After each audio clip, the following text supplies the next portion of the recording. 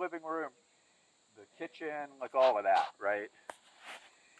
And then on the north side being the utility part of the house, like bedroom, bathrooms, laundry, those kind of things on the north side of the house.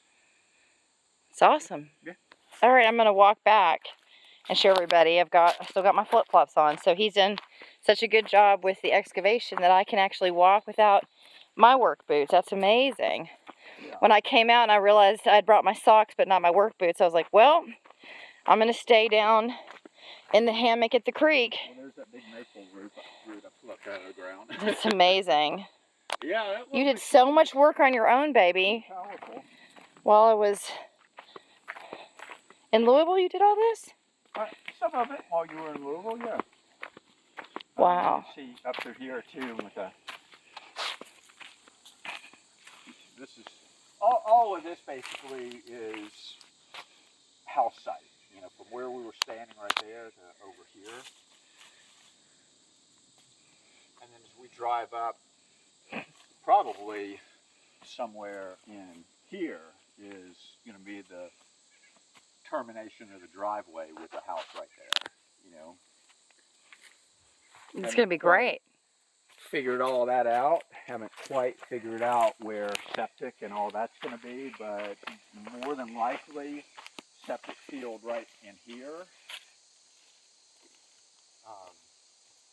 Yeah. I thought I just saw a corn cob. Yeah, it's very possible because the previous owner was hunting and he had a tree stand set up in that big tulip poplar down there, and he was hunting. He was during the off season. He was baiting this area right here with corn. Oh, I see. Like right here. Because I thought, why in the world would I see corn, like a corn cob right there? So this is a really nice little view right down this way. Yeah, isn't this nice? It's beautiful. Yeah. And just to be able to walk compared to what we used to have to do, it's really amazing. Yeah, it really is nice. The fact that I'm in flip-flops and just kind of like la-di-da walking through, that's amazing. Yeah, basically, we're walking the path of the driveway. It might shift over a few feet, but this is basically it. So I'm going to go all the way down to the creek, to the Red Bridge, the namesake of the farm, Red Bridge Farm. And then I'm going to go to the other section that you cleared for the walking path along the creek, you know, in case we have Oma or your mother or other walkers and visitors come, so they can just kind of get, we've already got too long of a video anyway, so we might as well just make it longer. So I'm just going to walk along, and the fact that I can do it all in flip-flops today is blowing my mind. So, and then one day we can drive cars up here, and yeah, one day we'll be driving cars up here. Down here, the driveway will be slightly shifted over this way, and I'll have removed these large rock right here. You got some pretty big rock right in here. Oh, okay. Step up. That'll basically, this tree will be gone.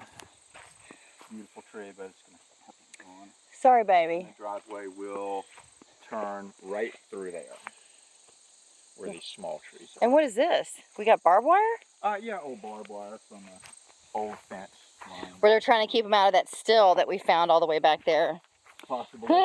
Stay out of our still. Yeah, you know, I can't remember their names, but one of the members of the Bills Creek Volunteer Fire Department, his wife stopped by. I would guess they're in their 70s. And they told us they remember when the barn was standing and how beautiful the barn was before it collapsed. And they were telling us that all of this area down here that's covered in vines by the creek was all open at that time. Oh, really? And that it was, let's walk this way. This is probably this is probably a better way for me to walk in my flip-flops. That there were cattle in here at one time. Cattle. So that explains the barbed wire fence. The fence was to keep the cattle contained. Oh, look at your little tent that you put over the excavator. That's nice. Yeah, I wanted to protect it when it's sitting out here. Just protect it from the rain. That's nice. Especially protect it from the snow later on. For sure. Because I will be leaving it out sometimes in the winter. And I don't want it to be covered in snow. Shannon also put solar power in that little hunting cabin. There's nothing else really there. Yeah, it's just a room. 12-volt system like you find in an RV. It doesn't. It has enough power to power a series of 12-volt LED lights in there for about 8 hours, and charge a phone or other small batteries like that off of a USB port.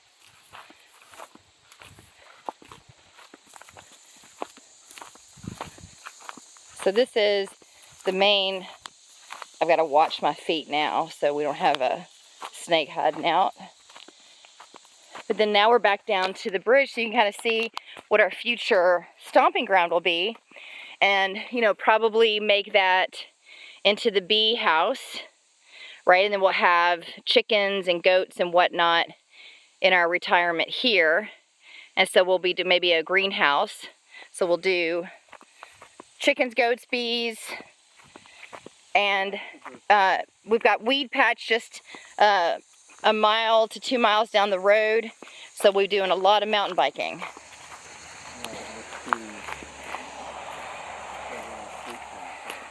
So this is from an earlier video, those of you following our homestead progress, you'll remember that this was a completely green trail at one point. The creek is right there. Yeah, this is pretty grown up too, and a little bit more water grown now. Yeah, this is. So then there's a creek. So we're gonna create just some walking paths around the property too, so we can just walk, bike, and hike. Mm-hmm. So it'll be easy, more flat level stuff for family, and then some harder stuff for us, just that we can enjoy the property as we age. We don't have to go all the way back. There's a lot of ticks and stuff. We're going to go to right here and stop.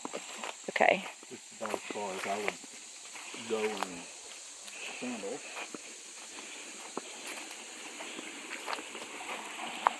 It's really pretty. Really lovely. So it goes, I think the last time we went just a little bit yonder there. Yeah, about 50 more feet. Yeah. The property line. Yep. So then we'll take a path and make a loop maybe, and then go back to the property that way. Yeah. Isn't that nice? So just the occasional car, much different than where we live in Hendersonville right now. So when we're back at our house in the future, we will hear no traffic. Pretty quiet. Pretty quiet. Very different than living on Spartanburg Highway. Even though we love our current property, our 2 acres, it's really lovely. We never thought we would move until an asphalt plant decided it would work to rezone where we live, and then we started to really think like, well, what should we do for our future? So we started just to look and easily found this property, and it just really excited us to build. Mm-hmm. So we thought, why not? Why not? So you're gonna go do some excavating, right, while I hang out in this hammock. Correct. Under this bridge. Yeah, I'm gonna burn that brush pile. Well, tell me if you need help with that. I filed for a burn permit today, so I have to do that. Oh, I didn't even know you did that. Yeah, it's easy. You do it online, but North Carolina Forestry Service requires a burn permit every time you burn brush. I'm glad you know all that stuff. Yeah. You're a little backlit right now, so I'm gonna go hang out. I hang my hammock under this bridge, dip my toes in the water, and it is a little slice of heaven.